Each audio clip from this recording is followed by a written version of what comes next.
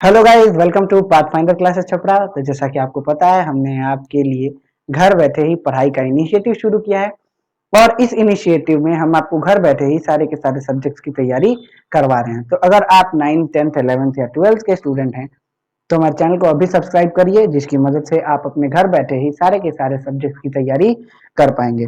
तो आइए आज का वीडियो शुरू करते हैं। ऊपर आप जैसा कि टैगलाइन में देख सकते हैं और जैसा कि आपने थंबनेल पर देखा होगा, विश्व शांति के प्रयास, यह हमारा आज का टॉपिक है। असल मायने में ये स्टैंडर्ड 9 के इतिहास का एक बहुत इंपॉर्टेंट टॉपिक है जिसको हम अभी कवर करने वाले हैं। अगर आपने इसके कुछ पार्ट नहीं देखे हैं तो वो हमारे चैनल पे पहले से अवेलेबल है, आप उन्हें भी जाकर जरूर देख लीजिए ताकि आपको समझ में आ सके कि हम किस बारे में बात कर रहे हैं। तो आज का टॉपिक है राष्ट्र संघ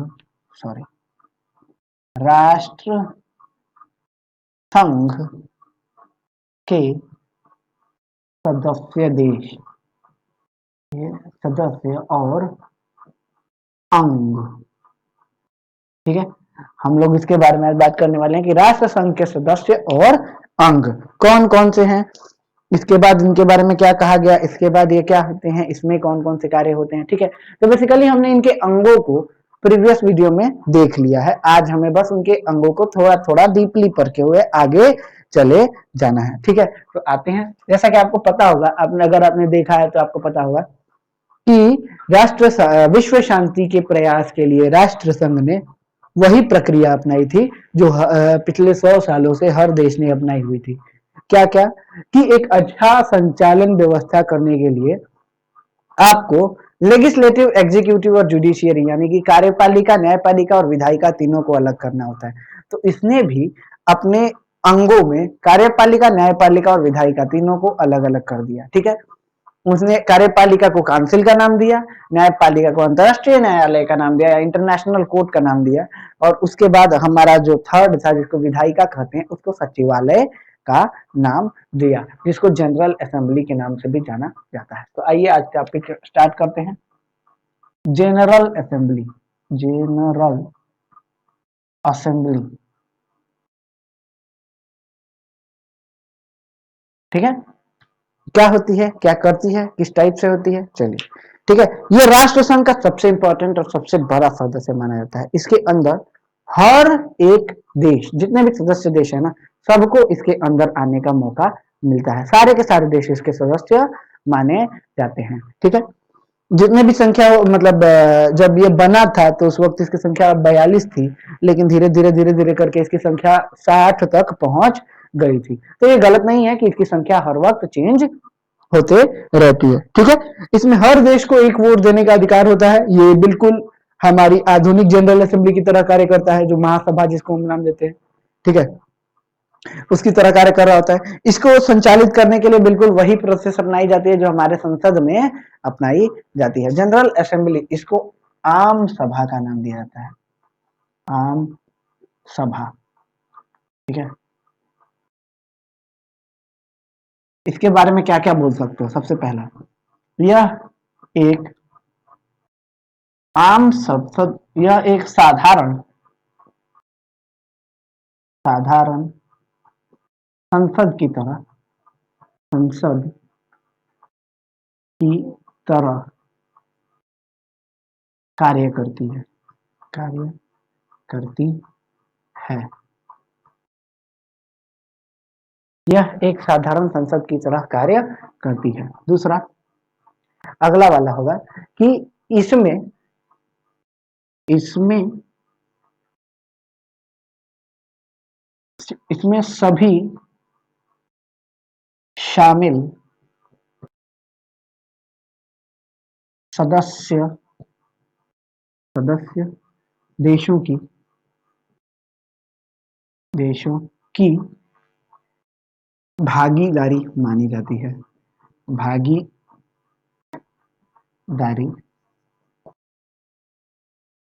मानी जाती है। अब आपको पता है ना, जब इसकी स्थापना हुई थी तो इसमें 42 सदस्य थे, फिर बढ़ते बढ़ते 60 हो गए। संख्या है, जो देश शांति के लिए चाहेगा वो इसमें अप्लाई करेगा और आ जाएगा। ठीक है, तो ये था। उसके बाद थर्ड नंबर, यह इसमें प्रत्येक सदस्य देश को एक मत ब्रैकेट में वोट देने का अधिकार होता है, देने का अधिकार होता है। ठीक है, हर एक देश को एक वोट देने का, एक मत देने का अधिकार होता है। यहाँ पर भी इसको एक वोट देने का अधिकार है और वो अधिकार यहाँ पर आपको देखने को मिल रहा है। ठीक है, अब आगे वाले टॉपिक पे आओगे तो यहाँ पर हम ये कह सकते हैं कि ये तो हो गया, ये सब तो आम बातें हो गई। अब इसको कौन, ये इसका कार्य क्या होता है, तो हम इसके बारे में बोल सकते हैं कि यह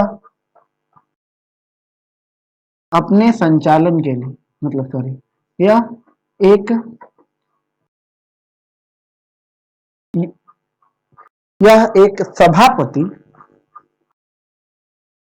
सभापति और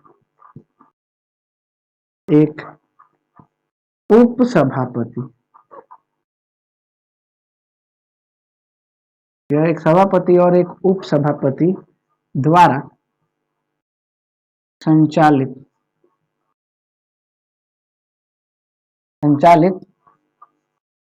किया जाता है।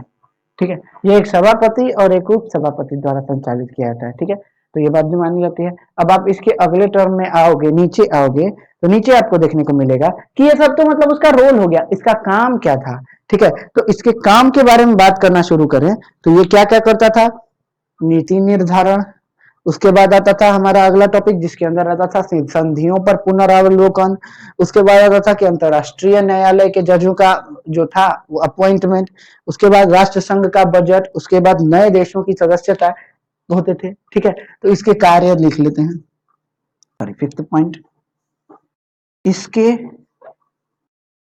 कार्य थे। ठीक है, ए नंबर हम यहां से डाल रहे हैं। ठीक है, ऐसे करके यहां से ए, नए देशों को सदस्यता देना। ठीक है, नए देशों को सदस्यता देना। बी नंबर संधियों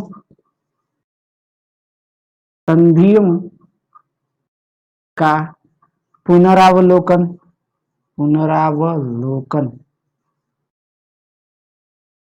मतलब ध्यान रखेगा कि कौन सी संधि कैसे हुई है। उसके बाद राष्ट्र संघ का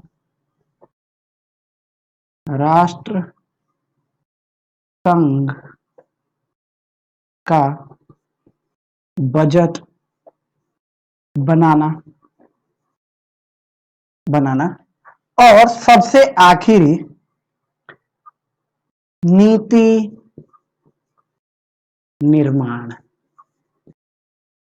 देखा, अब मैंने इसको पूरा क्लियर कर दिया। ठीक है, शुरू से अंत तक क्लियरेंस हो गई भाई, क्लियरेंस आनी चाहिए, क्लियरेंस रहेगी तभी चैप्टर समझ में आएगा, अगर क्लियरेंस नहीं है तो चैप्टर में बहुत प्रॉब्लम होगी। ठीक है, जनरल असेंबली किसकी तरह कार्य करता है, तो एक साधारण संसद की तरह कार्य करता है। और अगर ये एक साधारण संसद की तरह कार्य करता है तो इसके सारे के सारे भाग भी साधारण संसद की तरह होंगे।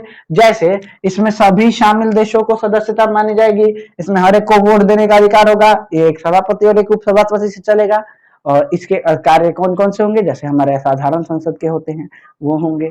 ठीक है, तो इस तरीके से हमने किसको पढ़ा, जनरल असेंबली, या कह सकते हैं राष्ट्र संघ की राष्ट्र संघ की विधायिका।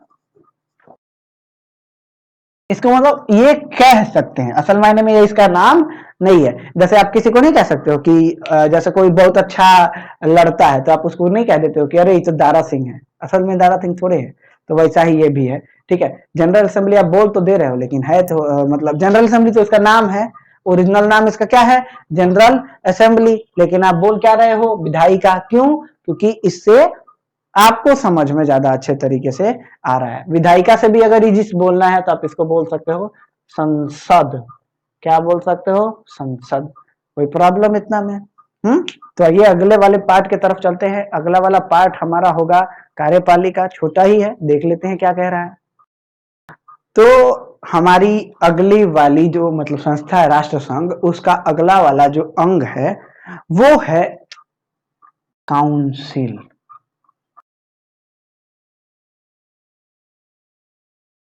काउंसिल अंग्रेजी होता है काउंसिल।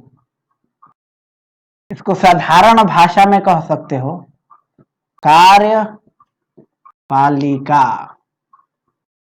ठीक है, तो ये हो सकता है, आप इसको ये कह सकते हो, यानी सिंपल टर्म में पुट करें तो ये कह सकते हो। अब आपको याद होगा कार्यपालिका किसे कहते हैं? यही तो रीजन है, गड़बड़ हो जाती है। चलो हम बताते हैं कार्यपालिका के बारे में। यह जनरल असेंबली के जनरल असेंबली की सहायक संस्था, यह जनरल असेंबली की सहायक संस्था होती है, ठीक है। यह जनरल असेंबली की सहायक संस्था होती है जो कार्यपालिका के तरह कार्य करती है। लो भाई, जो बोल रहे थे वही हो गया, कार्यपालिका का कार्य करती है। असल मायने में कार्यपालिका क्या होता है? कार्यपालिका, काम का पालन करवाने वाला, यानी कोई एक निर्णय ले लिया गया, उसको काम में कौन बदलेगा, उसको पालन कौन करवाएगा, ये होता है कार्यपालिका। समझ में आया? हाँ, चलो अगले वाले स्टेप की तरफ चलते हैं। अगला वाला स्टेप क्या कह रहा है? अगला वाला स्टेप कह रहा है कि ये एकदम राष्ट्र संघ की कार्यपालिका थी, इसकी बैठक जो होती थी ना, कम से कम देखो, आइए देख ही लेते हैं कि इसकी बैठक या मीटिंग जो होती है, बैठक वर्ष में कम से कम 3 बार होती है। ठीक है, इससे कम नहीं हो सकती। इससे कम करेंगे तो भाई राष्ट्र कार्यपालिका ही कैंसिल हो जाएगी, ये संस्था ही बंद हो जाएगी, संस्था ही बैन हो जाएगी। ठीक है, तो ये प्रॉब्लम है इसके साथ, इसको ऐसे करते रहना पड़ेगा। अब बात यह है कि दुनिया के सभी कार्यपालिकाओं की तरह इसका भी अपना ही मोटिव है, इसका भी अपना ही एजेंडा है, इसकी भी अपनी ही आइडियोलॉजी है। तो ये किस तरीके से कार्य करती है, तो आप यहाँ पर कह सकते हो, सॉरी, 3rd नंबर, कि यह 2 प्रकार के सदस्यों से बनती है। 2 प्रकार के सदस्यों, सॉरी, ये जितने भी थे ना, तो थी लगाइएगा इसमें, ठीक है, क्योंकि ये बंद हो गई है। बात यह है कि राष्ट्रसंघ खत्म हो गया था। ठीक है, इसके बारे में बात करते हैं। ये 2 प्रकार के सदस्यों से बनी थी। कौन कौन? ए नंबर स्थायी सदस्य, बी नंबर अस्थायी सदस्य। स्थायी मतलब परमानेंट, मतलब वैसे सदस्य जो इसमें शामिल हो गए तो हट नहीं सकते, यानी उनको टिके रहना ही पड़ेगा, उनका टिकना जरूरी है, तो वो हो गए स्थायी सदस्य। और अस्थायी सदस्य वैसे सदस्य जिनका चुनाव होते रहता था। ठीक है, तो इन दोनों के बारे में पढ़ लेते हैं। स्थायी सदस्य के बारे में, ए नंबर, स्थायी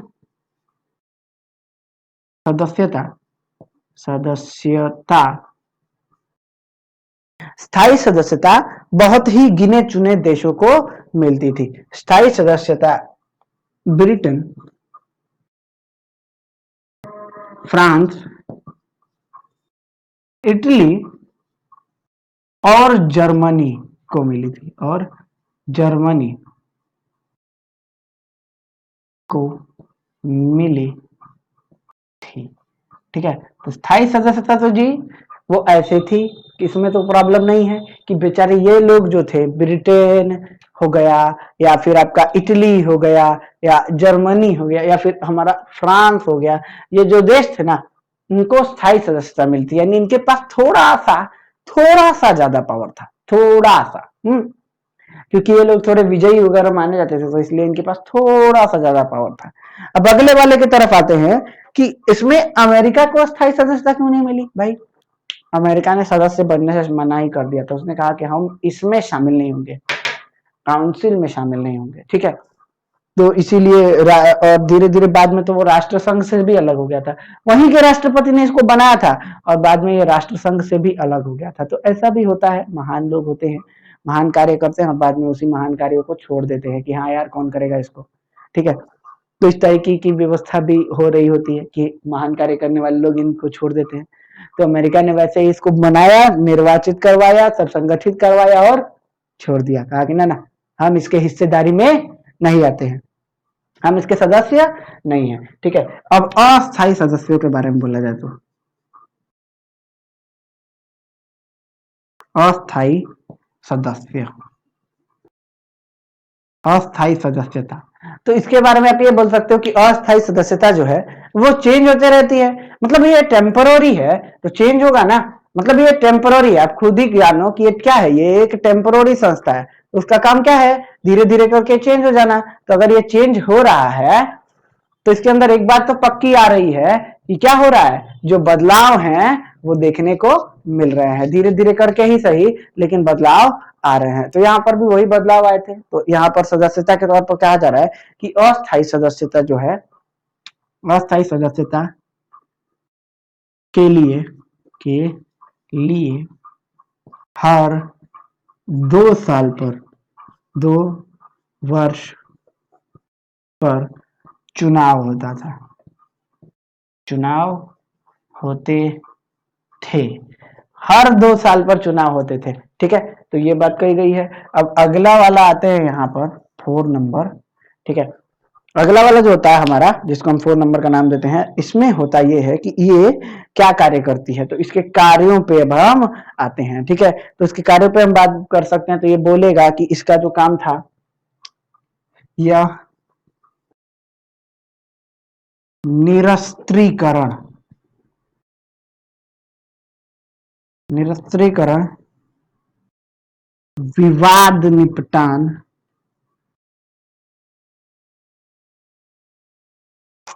यह निरस्त्रीकरण, विवाद निपटान, आर्थिक समस्या,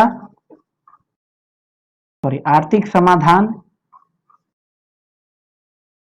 समाधान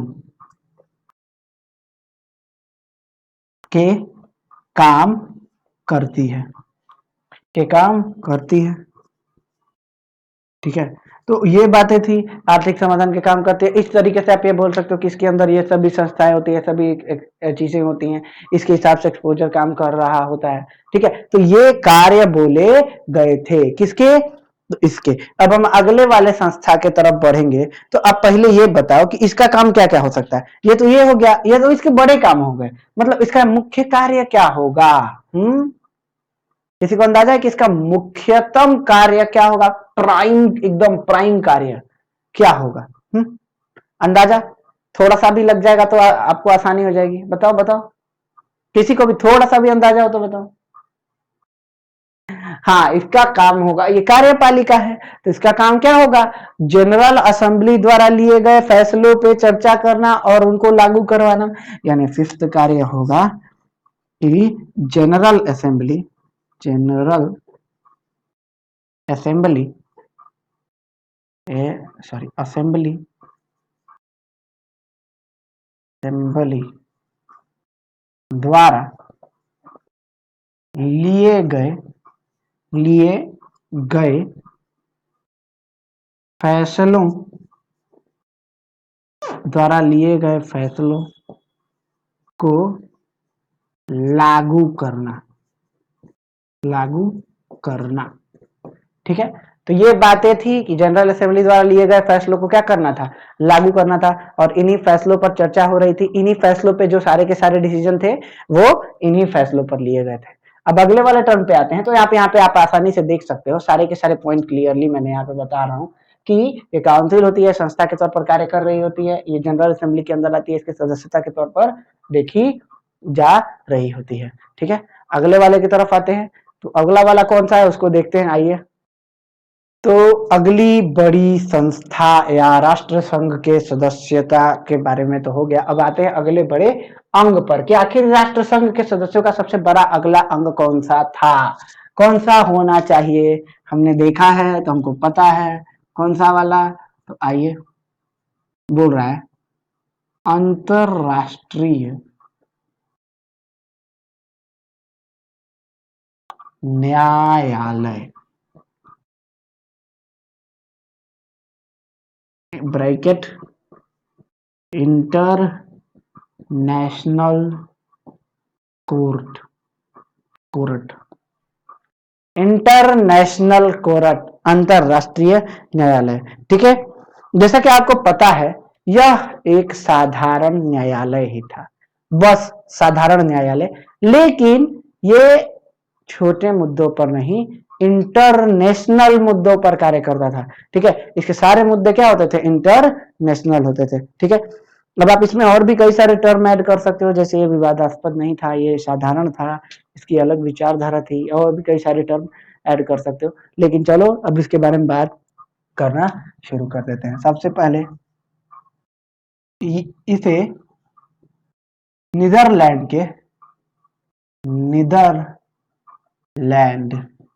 देश था। ठीक है, नीदरलैंड के हेग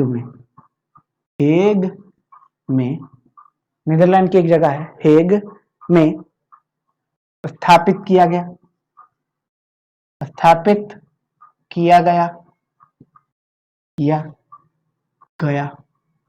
ठीक है, इसे नीदरलैंड के हेग में स्थापित किया गया। अब इसके बारे में ये कहा जाता है कि इसका क्या कहा जाता है, मतलब ये क्या था, अभी नीदरलैंड का आता है, उससे पहले हॉलैंड के नाम से कुछ लोग जानते थे, तो कंफ्यूज नहीं होइएगा, हॉलैंड नीदरलैंड एक ही देश थे उस वक्त। ठीक है, इसमें न्यायाधीशों की संख्या की बात करें तो इसमें 15 न्यायाधीश होते थे, 15 न्यायाधीश होते थे, 15 जजेस, और ये जो थे ये अलग अलग देश के न्यायाधीश थे। ठीक है, अलग अलग राष्ट्र से नियुक्त किए जाते थे, ऐसा नहीं है कि फेवर किया जाता था कि हाँ इसी राष्ट्र के लोगों को रखा जाए, ना ऐसा कोई जरूरी नहीं है। ये इसमें 15 न्यायाधीश थे जो विभिन्न राष्ट्रों से चयनित किए जाते थे। ठीक है, तो ये था इनका पूरा का पूरा एक कंप्लीट वर्जन जिसके बारे में हम लोगों ने अभी बात किया। अब और टॉपिक पे आते हैं, तो और टॉपिक पे भी आओगे तो आप आसानी से यहाँ पर ये देख सकते हो, क्या देख सकते हो, हाँ सी नंबर, क्या कि ये अंतरराष्ट्रीय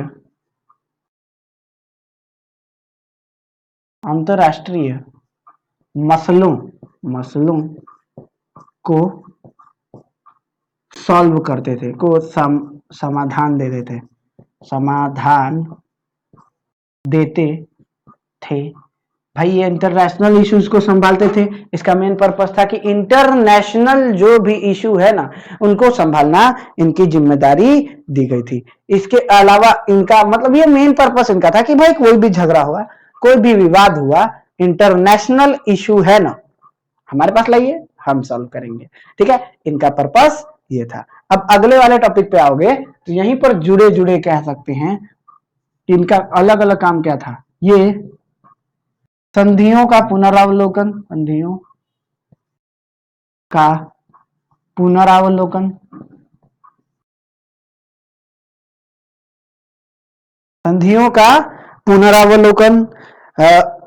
कानूनी पक्ष के विवाद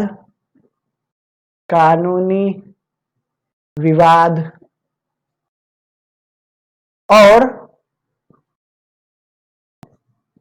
ये संधियों का पुनर्वलोकन कानूनी विवाद और अंतरराष्ट्रीय मुद्दों पर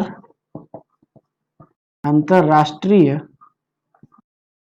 सलाह देते थे, सलाह देते थे।